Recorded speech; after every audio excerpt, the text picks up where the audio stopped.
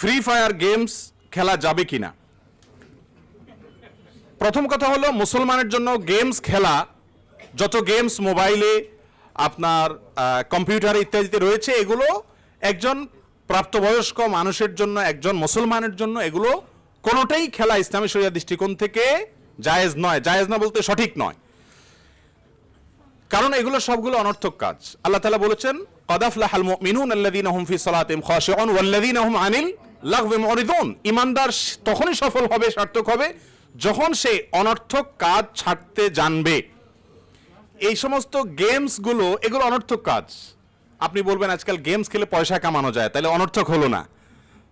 এটা হয়তো অনেকে বলবেন, কারণ এই ফ্রি ফায়ার বা পাবজি গেমসে পয়সা কামানো যায়, তাই না? আছে না? এগুলো তো পয়সা উপার্জন করা যায়, তাহলে আর অনর্থক থাকলো না।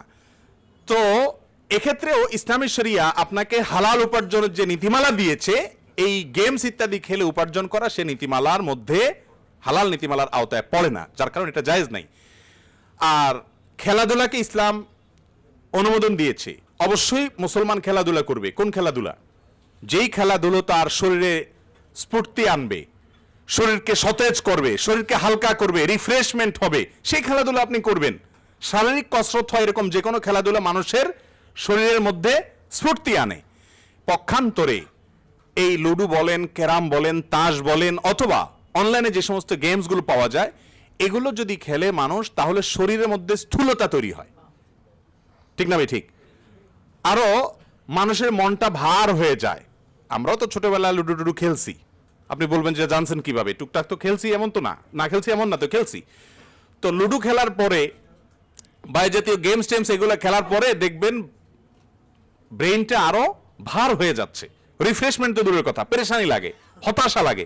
কিন্তু আপনি একটু ফুটবল খেলে আসেন, একটু আপনি ক্রিকেট খেলে আসেন, একটু দৌড়াদৌড়ি করে আসেন, দেখবেন যে শরীরটা পাতলা হয়ে গেছে, তাই না?